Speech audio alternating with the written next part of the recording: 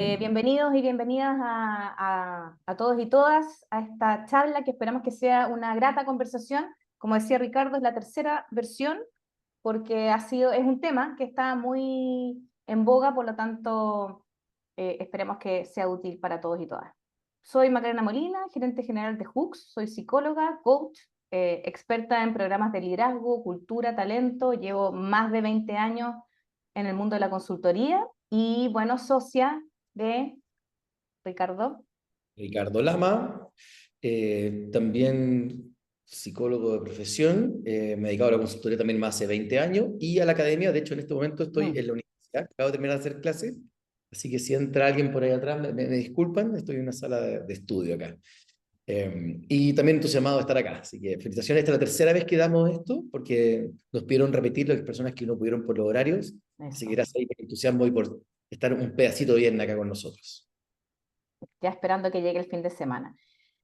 Bueno, preparamos esta charla en formato webinar, entonces vamos a utilizar el chat, que ahí estábamos comprobando que todos pudieran acceder, así que ahí pueden ir dejando sus preguntas y comentarios, vamos a ir tratando de responderlas durante la marcha.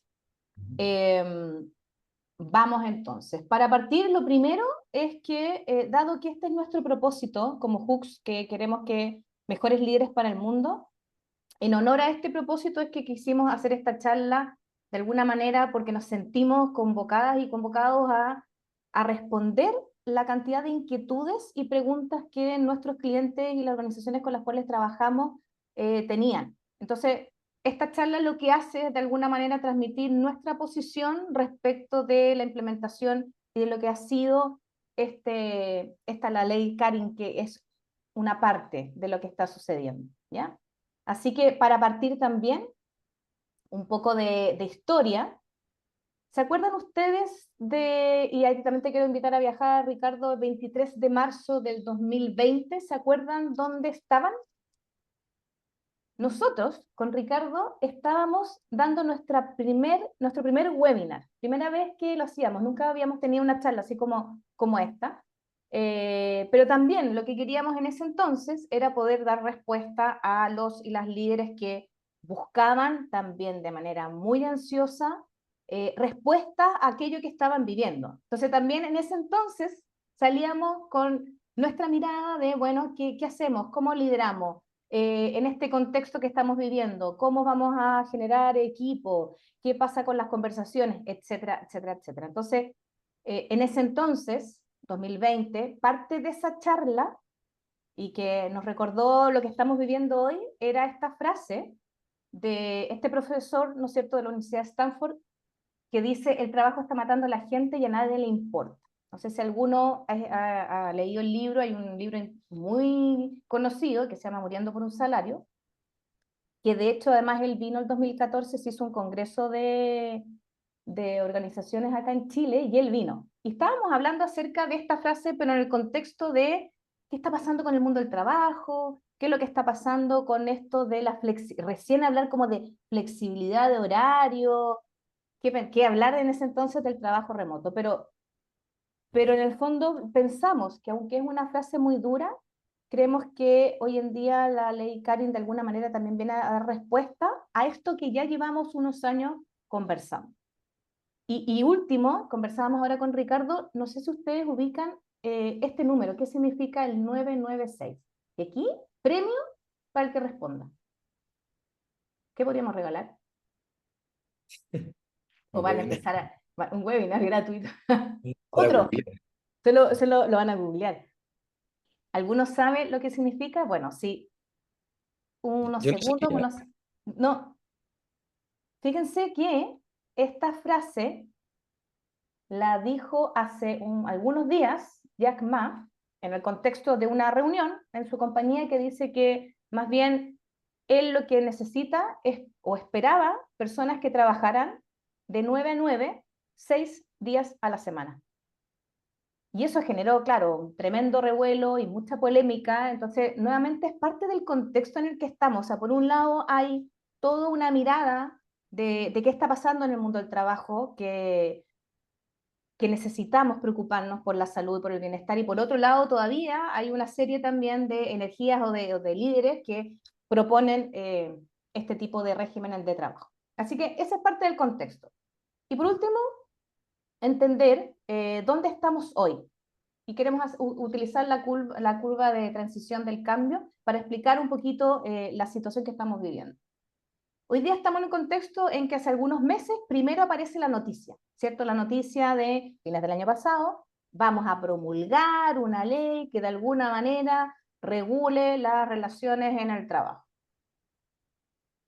Con el tiempo nos vamos acercando a la fecha y aparece también una primera reacción de negación, ¿no es cierto? Probablemente esto de no va a funcionar, en realidad están haciendo algo que no tiene que ver, no lo vamos a poder lograr. Luego viene una primera reacción cuando nos acercamos a la entrada en vigencia.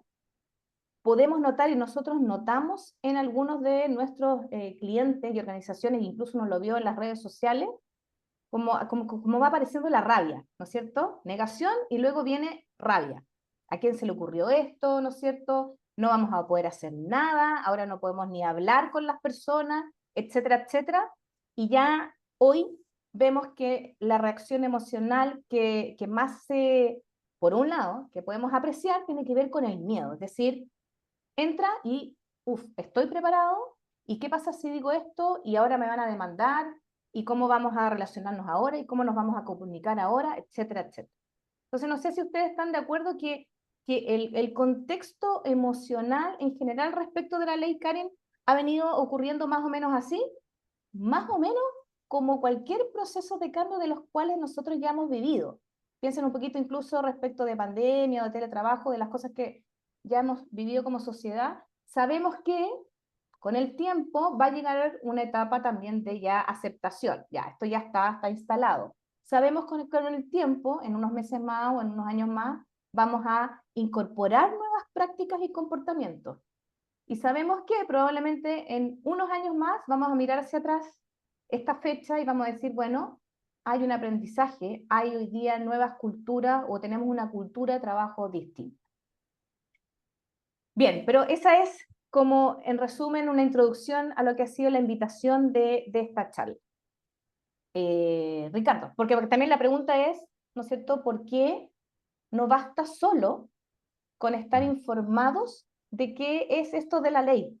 ¿Por qué nos cuesta tanto cambiar? Bueno, en esa misma línea, este webinar lo tenemos separado como en tres ámbitos, ¿ya? El primero es el para qué de la ley Karim. O sea, si bien, para ser claro, el foco del webinar no es legal, porque eso está en todas partes, charlas de eso, no somos abogados tampoco. No podemos hablar del impacto de la ley Karim si no entendemos qué es la ley y el sentido de la ley también. Otra aclaración, yo sé que la ley se llama Karim, pero me equivoco todo el rato, digo Karim. Digo Karim, no es porque no sepa que si dice Karim es la dislexia, ¿no? ¿Ya? Solo decir eso. Ahora, ¿han escuchado el dicho pastelero a tus pasteles? Bueno, tal como le dije, nosotros quisimos hablar con las modificaciones de la ley 21.643. Para poder abordar esto, fuimos asesorados por Enzo Canales, que es de ACR Legal. Enzo es un crack de la ley, ¿cómo se llama? De todo el tema laboral, se dedica a eso, especialista. Es socio del estudio ACR Legal y generosamente me compartió información y me dijo también específicamente qué cosa abordar y desde qué ámbito, para no decir algo que fuera en contra de lo que actualmente se sabe. En esa línea, qué importante, el último año ha habido muchísimos cambios en el ámbito laboral, ¿ya? Todos sabemos eso. Estuvo el padre con la ley con padres con hijos menores de edad, estuvo el COVID, el teletrabajo, la ley de los 40 horas también, pero esta ha hecho mucho más ruido que todas las anteriores. ¿Y por qué? Y ha tenido mucha prensa también. Finalmente, ¿qué es lo que pasa con esta ley? Es que te obliga a hacer cosas de forma permanente, tiene obligaciones permanentes, ¿ya? Por eso es tan importante, y eso implica que no afecta solamente el contrato laboral con la persona, genera finalmente un cambio en cuál tiene que ser el trato interno de las personas, incluso hacia afuera. Probablemente esta es una de las normas más importantes de los últimos 15 años, así importante es. Ahora, en esa misma línea, la ley Karim, para que veamos algunos antecedentes, Karim, si ustedes saben quién era o si no lo saben, les cuento un poquito ahora, era una TENS que fue testigo de un caso de acoso, solo testigo, y después por haber sido testigo le hicieron la vida imposible, le pidieron recibir un premio, le cambiaron un lugar de trabajo, la mandaron a trabajar en una bodega, le cambiaron su remuneración, etcétera, etcétera, etcétera. Ella se terminó suicidando y su familia empujó bueno, queremos, en el fondo, que esto vuelva a suceder.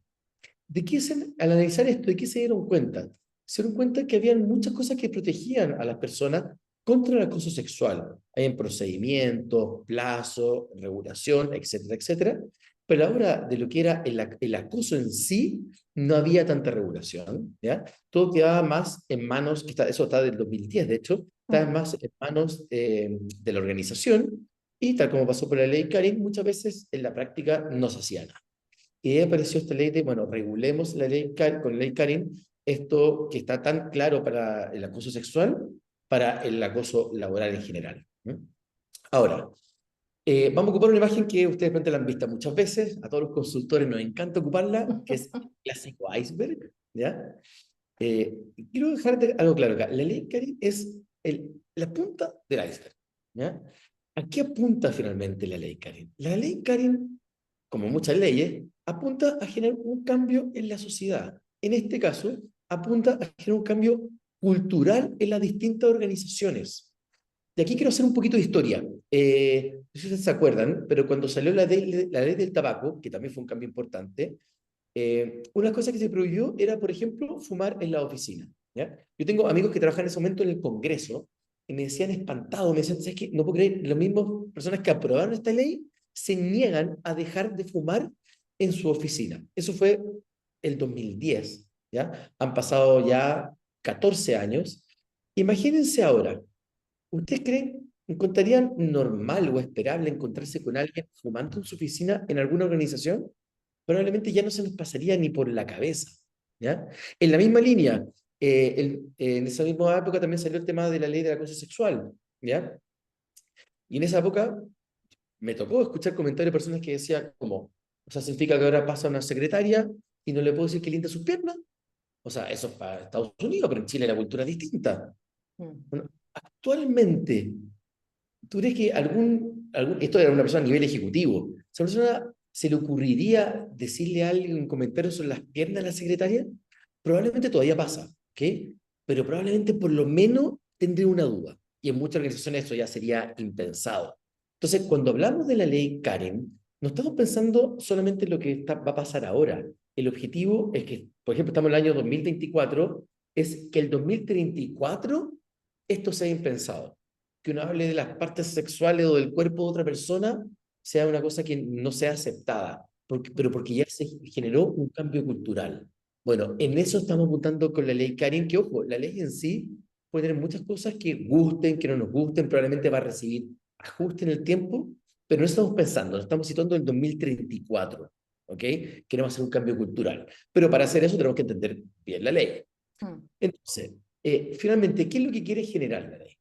Viene a cambiar el tema del acoso y la violencia. Entonces, pongamos, como dicen algunos coaches, el elefante sobre la mesa. En las organizaciones en Chile hay acoso y hay violencia, ¿ya? Y vamos un pasito más allá. Esto no es un cambio solamente cultural en las organizaciones. Queremos hacer un cambio cultural también que agarre todo Chile. El momento que alguien está en un trabajo, en una pega, donde se le capacita y le explica, oye, tú no puedes gritarle a la persona, no puedes gritar esto, no puedes hacer esto de acoso, esto es violencia, probablemente esa persona cuando llegue a la casa, donde todavía sabemos que la incidencia de violencia es alta en Chile, probablemente va a tener la sospecha de que eso que no puede hacer en el trabajo, tal vez tampoco se pueda hacer en la casa. Entonces estamos generando un cambio cultural para organizaciones, pero también probablemente para toda nuestra convivencia. Ahora, esta ley tiene algunos puntos clave que es importante entender, ¿ya? Algunos puntos clave están ahí tal cual, dice, primero que nada, se modifican las definiciones de acoso laboral y de discriminación y se agrega la violencia en el trabajo, lo vamos a hablar, ¿ok? Voy a presentar eso un detalle más adelante. Segundo, se establece un nuevo procedimiento de investigación. ¿Qué es lo que cambia ahora? La investigación ahora es obligatoria, ¿ok? Ya no hay que tener antecedentes previos, sino que cualquier acusación, cualquier persona que venga a decir que fue acosada, eso tiene que ser tomado en cuenta y hay que hacer una investigación. Si es por escrito, tiene que venir por escrito. Si es verbal, hay que tomar un acta y la persona tiene que firmar. Una persona no puede hacer una acusación por otra, tiene que ser la víctima, digamos. Y eso es algo nuevo, o sea que en fondo hay que hacer la investigación puede ser interna o puede ser externa o se puede llevar a la inspección del trabajo también. Tercero, se debe incorporar un protocolo de prevención en el reglamento interno. Esto ya del 1 de agosto, ya todas las organizaciones debieran tener el reglamento interno con esta parte incorporada de la ley Karen. Y cuarto, la empresa tiene que hacer un seguimiento e informar canales de denuncia. Es decir, ¿se acuerdan que al principio dijo que esto tiene obligaciones permanentes? Bueno, porque cada 6 meses la organización tiene que recordar y comunicar a la empresa que hay un procedimiento de denuncia, cuáles son los canales, etcétera, etcétera, etcétera. ¿No? Ahora, esta ley, como dice acá, tiene por principio, pasamos ahí a la lámina siguiente, dice, las relaciones laborales deberán siempre fundarse en un trato libre de violencia, compatible con la dignidad de la persona y con perspectiva de género, lo que implica la adopción de medidas tendentes a promover la igualdad y erradicar la discriminación basada en dicho motivo. Algo importante acá, la perspectiva de género no está definido en la ley, ¿ya? Pero aquí no obliga, porque está ahí. La obligación acá finalmente es que las mujeres se sientan cómodas en el trabajo, ¿ya? Ha habido una encuesta donde más del 40% de las mujeres se ha sentido discriminadas en el trabajo, y lo peor es la razón de la discriminación, ¿ya? La mayor razón de la discriminación, adivinen cuál es solo por el hecho de ser mujer. Entonces, parte de esto es que obliga, aunque la ley no explica qué es la perspectiva de género, es a incorporar la perspectiva de género en el análisis, en la denuncia, etc. Por ejemplo, si una denuncia es de un hombre que trabaja con una mujer, y la mujer es una mujer que viene recién salida de la universidad o un instituto técnico, trabaja con un hombre que es mucho mayor, y el hombre le empieza a pedir cosas o empieza a hacer cualquier tipo de acoso, no es una relación entre pares. Se considera que una persona tiene 30 o 40 años más que el otro, que una persona es un hombre, otra persona es una mujer, recién salió del colegio, de la universidad, de lo que sea. Entonces, eso se incorpora en el análisis, cosa que antes no pasaba. ¿Mm? Ahora, ¿cuáles son las principales definiciones? Primero tenemos el acoso laboral, ¿ya? Ojo, el acoso laboral está definido desde el 2010, ¿ya? Pero ¿qué es lo que cambia? Está ahí en naranjo, que ya sea que se manifieste una sola vez o de manera reiterada. Ahora, esto quedó en la ley como una sola vez. Algunos piensan que fue un grave error, otros dicen que no, da igual, el tiempo lo dirá, ¿ok? Pero más allá de que estemos de acuerdo o no estemos de acuerdo, eso es lo que sucede. Pero ojo, esto no significa que cualquier cosa puntual puede implicar que la persona pueda hacer una denuncia. O sea, dicho mejor, cualquier persona puede hacer una denuncia, ¿ok? Pero no todo va a ser acogido ni la resolución va a ser a favor de la persona, ya que recuerden que tiene que implicar lo que aparece en la segunda parte acá, que tiene que haber un menoscabo, un maltrato o una humillación, o que bien amenace o perjudique la situación laboral o oportunidades futuras. Entonces, esta definición ya estaba de antes, entonces ya hubo un momento hace 14 años atrás, un pic en el tema de las denuncias, y ya se autorreguló de alguna manera. De hecho, un caso particular real que pasó una persona hizo una denuncia por acoso laboral. ¿Por qué? Porque en su pega todo el mundo le decía en su trabajo que él era muy mala leche, ¿no? Hizo una denuncia, fue acogida, después él apeló, perdió la apelación y llegó hasta la Corte Suprema. Y la Corte Suprema agarró el caso y dijo, ¿saben qué? A los jueces les tiró la oreja y le dijo, ¿saben qué? Pongámonos serios. Esto es para casos importantes. Esta persona, más allá que no le guste que le hayan dicho mala leche, efectivamente fue humillado, perjudicó su situación laboral o su oportunidad futura. Entonces ya hubo un primer tirón de oreja que dijo, ojo, esto es para casos importantes, no es para cualquier cosa que pase. Entonces, esta paranoia que ha generado el caso la ley Karim, les recordamos que lo que es acoso laboral está definido hace bastante tiempo. Entonces, no estamos partiendo de cero. Más allá de lo que pase y más allá de lo que se modifique. Ejemplos de acoso laboral, ¿ya? Ejemplos hay muchos, ahí los pueden leer. ¿eh? Tenemos gritar, humillar, insultar, asignar tareas inútiles, amenazar o coaccionar, etcétera, etcétera, etcétera. Lo bueno que en este caso apareció un listado de efectivamente qué es acoso laboral, ¿ya?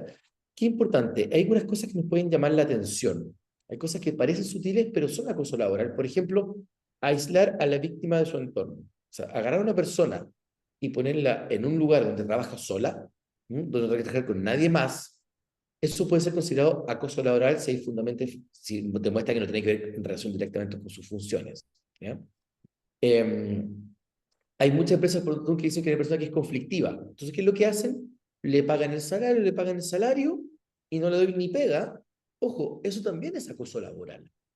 Porque uno tiene en materia laboral hay que pagar la remuneración y también el otorgamiento convenido de las funciones que tiene la persona.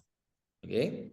Solamente para hacer un ejemplo y también, por ejemplo, sobrecargar selectivamente a la víctima, ¿okay? Darle mucha pega a alguien, fundamentado, ¿ya? No, no es solamente dar mucha pega, ¿ya? Eso también puede ser acoso laboral. Ahora, segunda patita, acoso sexual, ¿ya? Acá es súper importante hacer una aclaración. Esto no es acoso sexual, es acoso sexual laboral. ¿Ya? Si la persona recibió acoso sexual en su casa, esto no tiene que ver con la organización. ¿Ya? Es acoso laboral, sexual laboral, que es en la oficina, en actividades del trabajo, eventos de paseo de fin de año, celebración en restaurante, que es parte de los eventos de la empresa, está en todo este marco de protección del empleador. ¿Ya? Si esta persona se junta con otra persona de la pega afuera, eso es un tema aparte. Ahora, si la persona denuncia a esta persona, hay que acogerlo, hay que investigarlo, pero probablemente la resolución va a ser esto no es acoso sexual laboral, porque esto fue fuera de la oficina, una actividad que no tiene nada que ver con la oficina o con el trabajo. Por ejemplo, en la misma línea, una persona, pasó de real, hubo una denuncia de una persona que se dio cuenta que su compañero de trabajo pasaba pegado en Tinder. ¿Mm? Y él o ella dice, yo me siento amenazado o amenazada porque esta persona anda buscando activamente pareja en el lugar de trabajo. ¿No?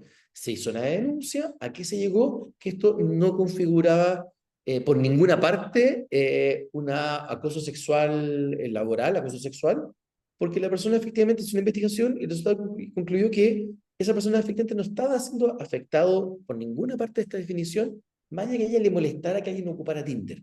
¿Se entiende?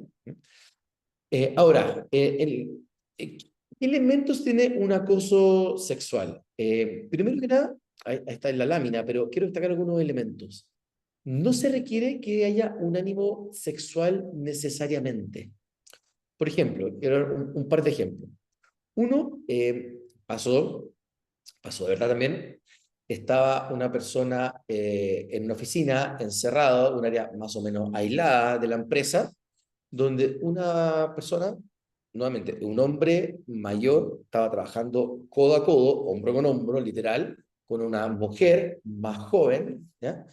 Estaban encerrados, no había nadie más, y él no le encontró nada más gracioso que ponerse de pie, acostarse sobre la mesa de reunión y decirle, me bajó la glucosa, le hizo respiración boca a boca. ¿Eh? Según él, no pasó nada más que eso, ¿ok? Según él, eso era una broma. Y ella se lo tomó a mal, ella salió de ahí, hizo una denuncia por acoso sexual y fue considerado como acoso sexual. Y dije, pero ¿por qué si no le tocó nada, no le dijo nada? Es que hay que dar un pasito atrás. Si estás encerrado en una sala, tú eres un hombre mayor, físicamente más grande. La otra es una mujer más joven que está empezando a trabajar, tan encerrado en un lugar privado, que no sé si es broma o no es broma. Y si es broma, probablemente no es graciosa. ¿Okay? Entonces, eso es lo que uno hay que incorporar. Hay cosas que, y hay gente que está media paranoica, pero hay cosas que tú ya no puedes hacer. Pero ya no puedes hacer no porque hay una paranoia que estamos persiguiendo a gente, porque no son correctas. Entonces, efectivamente, después vamos a dar algunos ejemplos más, pero hay cosas que uno tiene que pasar por el filtro, que broma o no broma, hay cosas que uno ya tiene que cuidar, según también el contexto e incorporando la mirada de género. ¿Bien? Otro ejemplo más, también pasó con un caso que una persona se iba subiendo a la van de transporte y no se le ocurre nada más que mirar a una compañera de trabajo y hacer un comentario sobre ciertas partes de ella, ¿ok?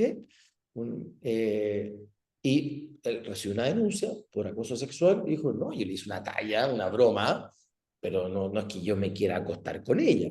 No, no es necesario que haya un ánimo sexual necesariamente. Eso es considerado acoso sexual. ¿Mm? Ahora, ahí aparece una tercera patita. Tenemos el acoso laboral, tenemos el acoso sexual, que ya aprendieron que en realidad es acoso sexual laboral, y está lo tercero, que es la violencia en el trabajo. La violencia en el trabajo es cuando es proteger a las personas, tal como aparece ahí, a personas que son parte de la relación laboral, pero no internamente, sino con personas de afuera, que puede ser, como aparece ahí, prestación de servicio, puede ser clientes, proveedores, usuarios, entre otros. Una aclaración. No es que tú puedas hacer una denuncia, la empresa haga una denuncia contra esa tercera persona, pero sí lo que tiene que hacer la persona, o sea, la organización, es tener protocolos y tomar acciones concretas para prevenir situaciones y para, si pasan situaciones, proteger a la persona. Por ejemplo, una cajera que trabaje en un lugar donde reiteradamente hay asaltos. O sea, ¿qué hago? ¿Cómo la protejo? Y si hay un asalto, ¿cómo la abordo? ¿Qué hago? ¿Cómo cuido a la persona? ¿Okay? O si una empresa que hace mucha atención al cliente, me son frente al cliente y un cliente se pone violento, ¿qué hago? Saco a la persona ahí, la retiro, alguien la cuida. En el fondo es preocuparse de cosas que saben que pueden pasar y tener un protocolo para eso. Eso nos ha tocado trabajar muchos años con aerolínea, que ha disminuido, ¿no? ¿Ok? O sea, ha aumentado la violencia, nos ha pasado bastante, pero la violencia física hemos dado cierta baja, pero todavía pasa. Mm. Entonces, ¿qué pasa con esa persona que está ahí? ¿Cómo la organización, la empresa, la aerolínea en este caso, la protege? ¿Mm? Bien, y en eso, ¿qué es lo bueno? Es que la superintendencia también indica qué cosas no son acoso sexual, ni laboral, ni violencia. Porque la mayoría de las denuncias vienen de cosas que no lo son. Entonces, para ahorrarnos toda esa pega, esa carga en el sistema judicial, dijeron exactamente qué cosas no son denuncias. ¿Ya? Y de hecho, ahí aparecen algunas, y quiero destacar una que a mí me gusta mucho, que es la última: pedirle al trabajo, al trabajador que haga su pega, que haga su trabajo. Si tú le pides a alguien que haga su trabajo, eso no es acoso laboral, ¿ya? Hay un contrato donde la persona recibe un salario, tiene ciertas funciones y parte de lo que tiene que hacer es cumplir sus funciones. De igual manera, evaluar a alguien de forma negativa en su evaluación de desempeño no es acoso laboral, ni tampoco ningún tipo de violencia. Te estoy evaluando y te estoy evaluando de forma negativa porque han tenido un mal desempeño, por supuesto, siguiendo todos los procedimientos, los protocolos y todo de la organización, pero tampoco es violencia, ni acoso, ni nada. Entonces, para cerrar esta parte, ¿qué viene a cambiar la ley Karin? Les recuerdo, viene a cambiar, abordar un cambio cultural que tiene que ver con que eliminemos de nuestra cultura, ojalá, el acoso y la violencia. Si bien no lo vamos a eliminar, vamos probablemente a disminuirlo bastante y entender que no nos peleemos con la ley es lo que hay, probablemente no es perfecta, va a recibir algún tipo de modificaciones, pero sí el espíritu que está detrás es un cambio cultural que efectivamente necesitamos. ¿Y cuáles son los nuevos desafíos en esta línea? Por un lado está la prevención, por otro la investigación y la sanción. Entonces hay desafíos en estos tres ámbitos. En la investigación y la sanción no nos vamos a meter tanto ahora en un tema más legal, Mm. pero o sea, que las organizaciones están obligadas a investigar. Sabemos que las personas pueden recibir sanciones, incluso desvinculación, ¿okay? Sin salario, ¿okay? Si son encontrados culpables. ¿Y dónde está el foco? El foco acá no es andar investigando y sancionando. El tema es que no sucedan.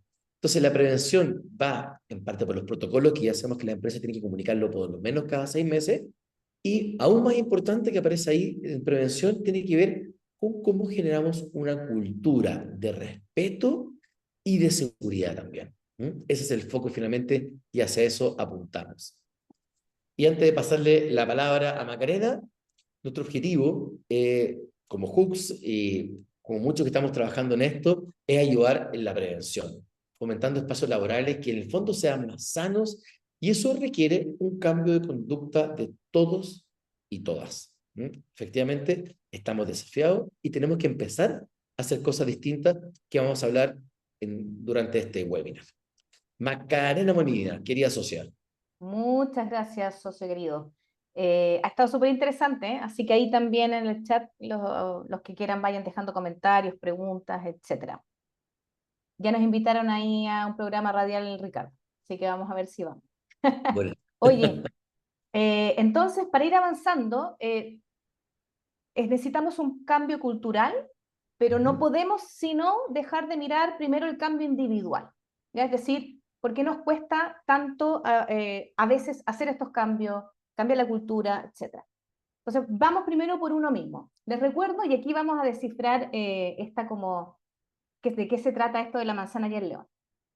Entonces, sabemos que estamos en un proceso, en una transición, en la cual decimos, bueno, ¿de qué manera llegamos más rápido a la aceptación y a la incorporación de nuevas prácticas que finalmente son las que van a generar esta nueva cultura? Entonces, para eso les vamos a explicar de manera muy pedagógica, así que si aquí hay algunos expertos en neurociencia, psicólogos, etcétera, nos van a perdonar, pero queremos como que esto sea muy gráfico y muy pedagógico para entender cómo funcionamos los individuos. Entonces, primero para eso saber cómo funciona nuestro cerebro, y tradicionalmente uno dice que el cerebro tiene tres dimensiones, o que tenemos tres cerebros. El más básico o primitivo es el cerebro reptiliano, ¿no es cierto? Que es el encargado, esta área, de controlar las funciones más básicas, como los músculos, no es tan básico en realidad, el equilibrio, la respiración, los latidos del corazón, pero son las funciones básicas, ¿ya? Como para funcionar. Luego viene el cerebro, ¿no es cierto?, límbico, el sistema límbico, que está responsable de regular las emociones y regular también nuestra conducta. Y en tercer lugar tenemos el neocórtex o la corteza cerebral, donde están las funciones más complejas que tienen que ver con el pensamiento, la resolución de problemas, el comportamiento social, etc. Entonces, primero, cuando uno dice, ya, tenemos que hacer un cambio de conducta, ¿cuál creemos que es el cerebro que regula la toma de decisiones? ¿Ya? ¿Quién es el que regularmente toma las decisiones? El sentido común probablemente nos diga el neocórtex, ¿no es cierto? Porque ahí está la lógica, el pensamiento, la razón, pero no. Fíjense que es el sistema límbico, es decir, incluso los estudios demuestran que el 90-95% de nuestras decisiones están o vienen a partir del sistema límbico, es decir, están regulados por nuestras emociones. Y aquí, si tienen alguna pregunta, comentario, nuevamente les pedimos que en el chat, porque quiero avanzar para alcanzar a ver todo. Y para entender esto, nuevamente en términos pedagógicos, vamos a ejemplificarlo con esto de la manzana y el león. Entonces los vamos a invitar a todos y todas que imaginemos que estamos en el mundo primitivo, ¿no es cierto? El mundo de las cavernas, ¿no es cierto? Imagínense que cada uno de nosotros es un cavernícola que está encerrado en su caverna. Después de varios días sin comer, decide salir a buscar alimento, y en esto va caminando ahí por el camino cavernícola y se encuentra de frente con un león. ¿Qué es lo que sucede? Probablemente, ¿qué emoción nos va a aparecer? Miedo. ¿Qué nos va a aparecer a nivel, ¿no es cierto?, mental? Probablemente lo que aparezca sean pensamientos de este león me quiere comer, ¿por qué no me quedé en la casa? ¿Por qué no mandé, ¿no es cierto?, a este otro que fuera a buscar alimento? Aparecen pensamientos. A nivel biológico probablemente vamos a transpirar, se nos va a apretar la guata, vamos a tensar los músculos, etcétera, etcétera, etcétera. Pero rápidamente, ¿no es cierto?, aparece el miedo. Y ese miedo es el que va a decidir qué vamos a hacer o qué no vamos a hacer. Ahora imaginemos la situación, pero distinta. Salimos después de estos días, ¿no es cierto? Tenemos hambre, necesitamos ir a buscar alimento y nos encontramos ahí a lo lejos, vemos un árbol de manzanas. ¿Qué nos va a pasar a nivel de emoción? Va a aparecer la alegría, el entusiasmo, la atracción. Probablemente a nivel físico lo que nos va a pasar es que se van a activar también las papilas gustativas, vamos a salivar, vamos a llenarnos de energía para ir corriendo, ¿no es cierto?, a ese árbol, y a nivel conductual vamos a ir a buscar esta manzana y nos vamos a acercar a este árbol. ¿Qué queremos graficar con esto? Algo muy simple, para decir que nuestro cerebro funciona básicamente con dos tipos de emociones. Emociones de distanciamiento, es decir, son aquellas emociones como el miedo, ¿no es cierto?, la ansiedad, etcétera, que nos hacen distanciarnos del estímulo que genera esa emoción, no las queremos vivir más. No nos gusta sentir ni rabia, ni miedo, ¿no es cierto?, ni algún tipo de emociones. Pero por otro lado hay emociones que son de aproximación, que son aquellas que se generan a través de un estímulo que nos dice que queremos vivirlas más, que nos gustan, que nos producen placer, etc. Si tomamos estos dos tipos de emociones, la pregunta, ahora sí volvemos a la ley Karin, es ¿en qué es lo que hemos más puesto nuestra atención respecto de la ley Karin? Es decir, la ley Karin, como decía Ricardo, es la punta del iceberg. Son protocolos, hay una serie de cosas que tenemos que hacer. En general, nosotros o la sociedad, lo que hemos visto hoy en el último tiempo, ¿en qué está puesta la atención? ¿En los leones? ¿En las preocupaciones? ¿O ha estado puesta en las manzanas que la ley también nos ofrece? Y aquí me gustaría, si alguno o alguna en el chat pudiese como responder, ¿dónde siente que hemos puesto más nuestra mirada, la atención? ¿En las manzanas o en los leones? Solo si voy a aprovechar de tomar un trago de café. Estábamos tímidos hoy día. Entender si ha ido cambiando, porque Sí, al principio era mucho de leones y yo no sé si algunas personas estarán sintiendo ya que hay alguien viendo el lado de la manzana. ¿Ah? claro. Yo creo que aparecen algunas manzanas y todo esto, porque la primera reacción, volviendo también a la línea de la curva de transición de los leones, dice Ignacio, sí, totalmente. Y esto responde porque también nuestro cerebro, lo principal de nuestro cerebro, una de las funciones más importantes, tiene que ver con la función predictiva del cerebro. Por lo tanto, como nosotros necesitamos, frente a los cambios, predecir qué es lo que va a suceder, hay algo que hace también nuestro cerebro, que es que en general, ahora ven algunas manzanas, lo llena con información negativa. ¿Por qué? Porque a la base de eso necesitamos sobrevivir, es decir, quedarnos protegidos en nuestra cueva, porque afuera hay leones. Entonces, mira, ahí dice Natalia, yo creo que las manzanas, ahora que tenemos más información, ¿no es Ahí está cierto? haciendo justo lo que yo estoy diciendo, porque como no teníamos Exactamente, información, era toda amenaza, ahora que hay más información, empezamos a ver el lado. sí, exactamente. El riesgo es que muchas veces nos paralizamos frente a esa información y creemos que la realidad es esa a cual nosotros nos estamos imaginando. Entonces, entendiendo esto, la pregunta también es, y aquí ojalá podemos compartir cosas que hemos escuchado, ¿cuál es el escenario más catastrófico que se han imaginado respecto de la ley Karin? ¿Qué cosas han escuchado? Yo me acuerdo haber dicho cosas que comentábamos, ¿no es cierto?, mientras preparábamos esto de que ya no vamos a poder tener conversaciones de feedback, por ejemplo.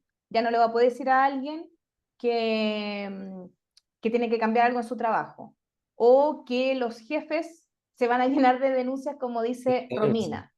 Sí. Ya. El tema de la denuncia es como un gran león que aparece real o irreal, pero aparece de alguna manera regulando nuestro comportamiento y también regulando nuestro sentir. Por lo tanto, entender que estamos en un contexto de confusión y de desinformación y que en ese contexto tendemos a mirar estas leones más que las manzanas.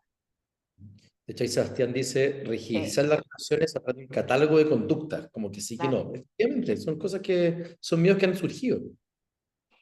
Sí. Otro, en esa misma línea, por ejemplo, también hemos escuchado harto de que ahora vamos a tener que, no vamos a poder ser espontáneos, o se va a perder la espontaneidad en las relaciones. Y yo creo que es así, pues tenemos que regular, aprender a regular nuestras conductas, porque parece que si las dejamos así nomás, pasan estas cosas. Mira, Daniela dice que las personas pueden perder su capacidad de expresar con honestidad. La honestidad aparece también como un fantasma. Perfecto. Ahí Armando, los leones estarán por largo tiempo. Nuestra cultura de ejecutivo es muy Sí, soberbia y terrateniente. El cambio de cultura será la ventana para ver las manzanas. Perfecto. Efectivamente va a ser algo que va a ir de poco y acá nadie tiene bolita de cristal. O sea, vamos a ver cómo esto se va desenvolviendo. Pero recordar que esto va a punto finalmente a un cambio en el largo plazo. y yo creo que lo que dice Armando también es interesante para entender cómo el contexto, ¿no es cierto? Y nosotros como individuos vamos interactuando y el poder que tiene el contexto, ¿no es cierto?, sobre lo que sucede en las organizaciones.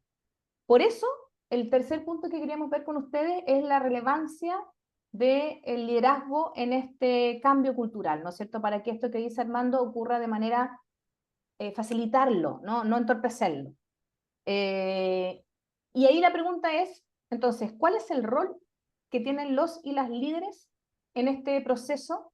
Esa es como la gran pregunta. Y para abordar esta pregunta les voy a poner un ejemplo. Quiero que imaginemos una situación de dos personas. Dos deportistas de alto rendimiento. Pueden ustedes pensar el deporte que ustedes quieran, pero este es un deportista de élite, que lo llaman, así como de las grandes ligas, puede ser Europa, Estados Unidos, etcétera, donde ustedes quieran, lo llaman para ser parte de ese equipo. Un deportista va a responder de la siguiente manera: por fin lo he conseguido, después de años duros de trabajo, estoy siendo recompensado y reconocido o reconocida, mi vida está a punto de volverse más agradable, no tengo que preocuparme más por el dinero, no puedo esperar a celebrar esto, encontrar una casa, comprar un auto, etcétera, etcétera, etcétera. Esa es una situación. Misma situación, pero con otra reacción. Deportista 2 dice, no puedo esperar a tener mi primera charla técnica y a comenzar a preparar la temporada. No quiero que mis entrenadores y compañeros de equipo miren atrás el año que pasó y se arrepientan de haberme elegido. Necesito encontrar un lugar donde vivir lo antes posible y trabajar para mejorar. Ahí tenemos dos situaciones con las cuales enfrentan el desafío. Podemos imaginar, nuestra intuición nos puede decir, seguro qué es lo que va a pasar durante ese año con ambos deportistas. En la otra, y si ustedes nos pueden ahí comentar qué creen que se imaginan que puede suceder, pero es probable que algunos digan, no, bueno, hay uno que va a comprarse un auto y lo va a chocar en la mitad de una carretera, eso ha parecido tiempo, pero ¿qué es lo que queremos graficar con esto? Es la responsabilidad finalmente del rol del líder. Sí, ahí se entendió. Entonces, cuando hablamos del primer deportista, vamos a decir que es un liderazgo basado en la recompensa, ¿ya? Que es cuando yo como líder creo que ser líder es una recompensa por el trabajo realizado, por el trabajo duro realizado. Es decir, me he sacado hasta aquí la mugre, he trabajado muchísimo, etcétera. Por lo tanto, ahora que ya lo tengo, lo que yo haga como líder debe ser una experiencia agradable, placentera.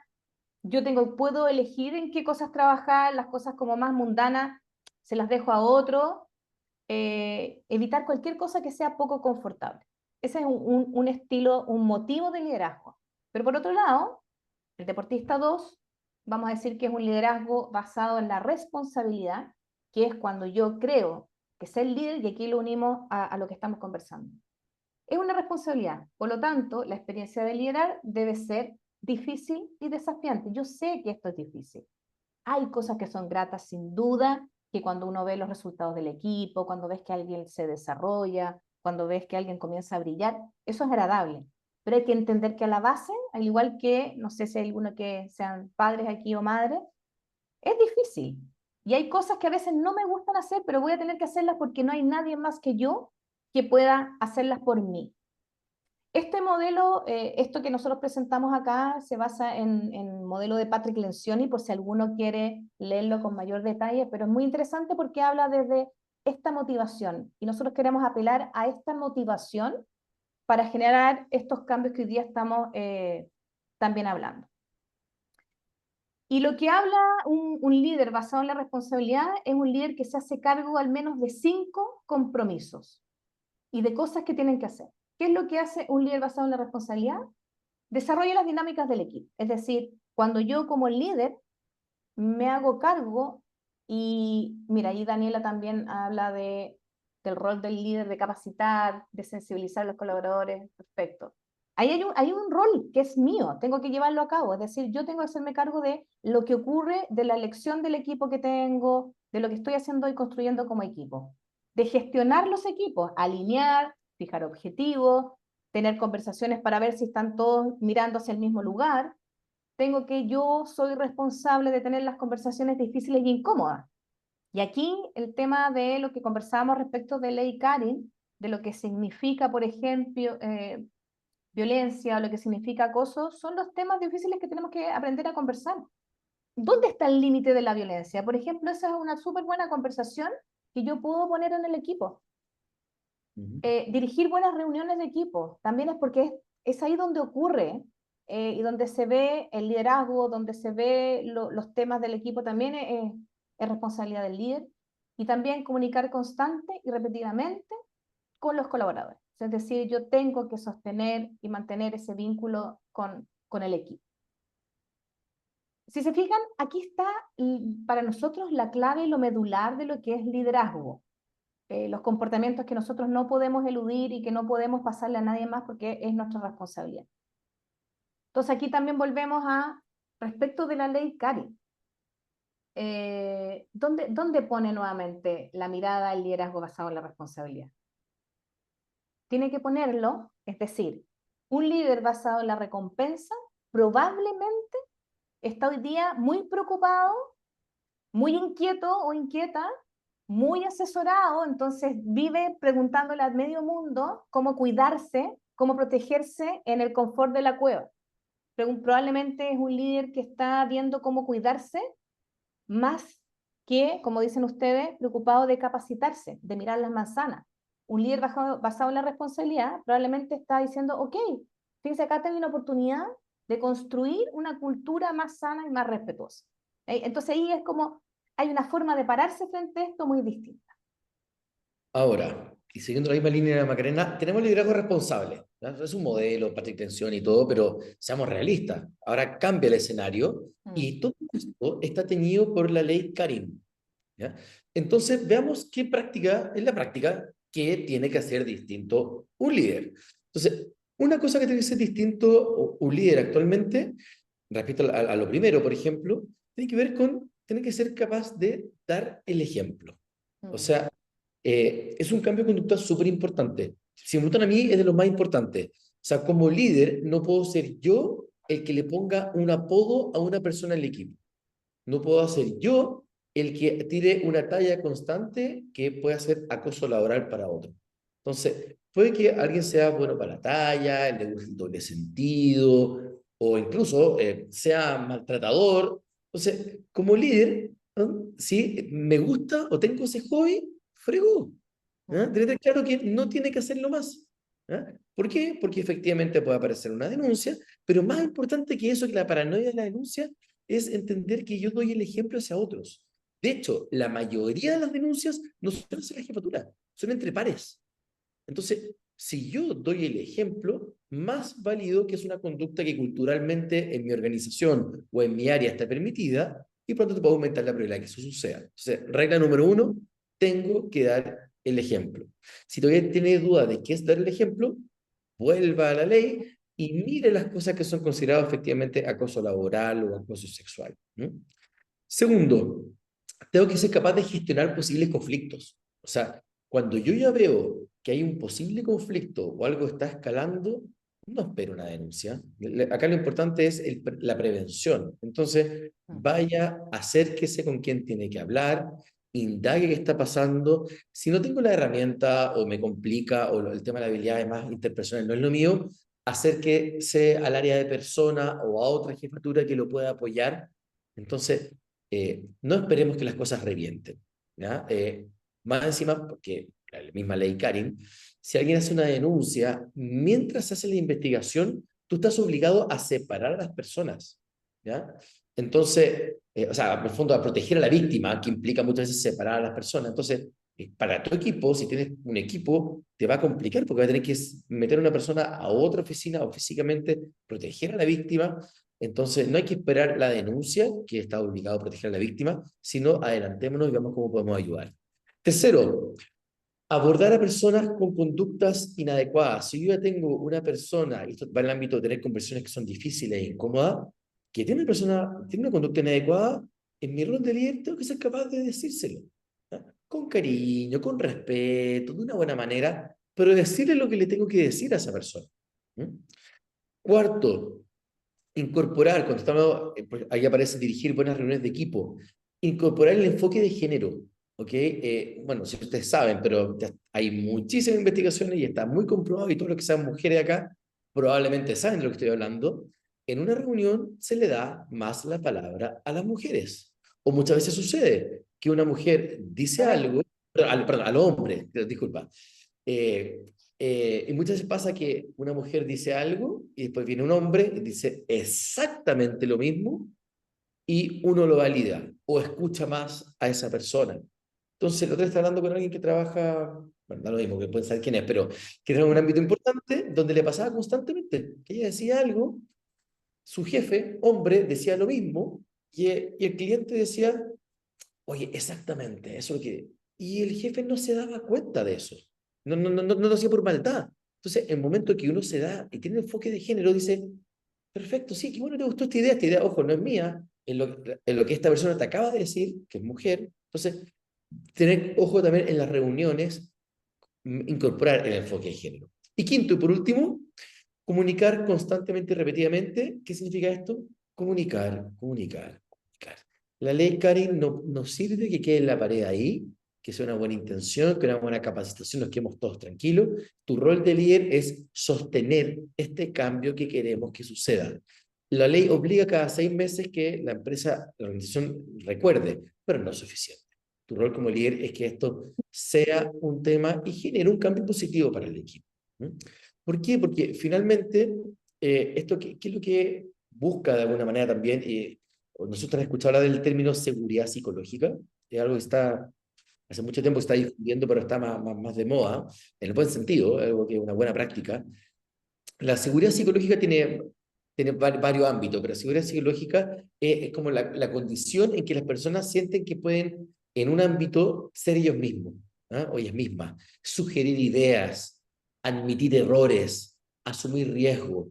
Y tiene una alta correlación con buen clima laboral, con compromiso laboral, con que las personas efectivamente rindan mejor, con la innovación también.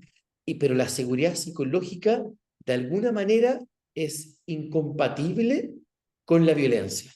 Entonces, si yo genero como líder seguridad psicológica, donde las personas se sientan tranquilas de poder decir lo que tienen que decir, poder cometer errores y reconocerlos, probablemente voy a disminuir todo tipo de violencia. ¿Mm? Entonces, aquí una invitación y con esto ya vamos cerrando. Mm. ¿Cómo te imaginas un 2034 con estos cambios, con una cultura de respeto, con seguridad psicológica, una vez que ya nos hayamos adaptado a esta ley, se hayan generado cambios? ¿Cómo se imaginan ustedes un 2034 con esa nueva cultura? Ahí lo invitamos al chat, que puedan poner ahí, esto no está en la bola de cristal, pero ¿cómo se lo Sí. imaginan ustedes? ¿Mm? Y es bueno hacer esto incluso mientras van algunos respondiendo, lo pueden hacer con sus equipos o en sus contextos de trabajo, como hablar un poquito acerca de esto, que creemos que es importante, donde, como dónde está el límite de la violencia, de estos temas, e imaginarse. Y en esa imaginación probablemente va a aparecer el deseo de aquellas cosas que queremos que ocurran más y aquellas cosas que no queremos que sigan ocurriendo. Entonces, es una invitación también a una bonita forma de abordarlo con sus equipos. Bueno, a ver, mira, ahí Daniela dice, sería increíble porque nos permitiría generar más conexión entre los equipos y las personas. Súper bien. Con mejor comunicación, equipos más sólidos, Mm, mayor confianza. De hecho, la seguridad psicológica genera mayor confianza también, y mejora sí, la comunicación. Gracias, Carolina. sí. Sí, la Carolina Soto que yo conozco, pero sí ella, hola. No, puede que sea otra, pero... Sí. Pero bien, entonces en esta línea, en este viaje que quisimos volver a mirar, veamos hacia dónde vamos caminando, cómo vamos construyendo, ¿no es cierto?, una cultura más respetuosa, sin violencia, preguntándonos estas cosas, conversándolas con el equipo, porque esa es nuestra invitación. Nosotros que se queremos ser parte, como Hooks también, en construir esta cultura más justa, como dice Sebastián, y un 2034, ¿no es cierto?, sin violencia y sin acoso, porque además creemos que esto también transgrede, como decía Ricardo, los límites del ámbito laboral. Es decir, finalmente estamos construyendo probablemente una sociedad más justa, menos violenta, etcétera, etcétera. Oye, y solo como una papita final que se me había olvidado, los invito a mirar el último informe del PNUD, que está muy en línea de esto, porque habla de por qué nos cuesta cambiar. Ah, Está bueno, súper interesante, ¿sí? En sí. términos como de desarrollo social, específicamente acá en Chile. Así que, Lo eh, invitamos a Sí, ser parte de esto, a ser parte del cambio, a que lo puedan aplicar en sus organizaciones y a tener un muy buen fin de semana también. ¿Ah? así es, a descansar y a reflexionar. Exactamente. Bien, muy buen fin de semana. Espero que le haya gustado, que le haya servido, ¿ya? Y que sean difusores de este mensaje para que podamos tener mejores organizaciones y mejores líderes en el mundo también, que es lo que Sí. nos gusta. Muy buen Síganos fin ahí de semana. en nuestras redes. Que tengan buen fin de semana. Que vaya muy bien. Chao, chao.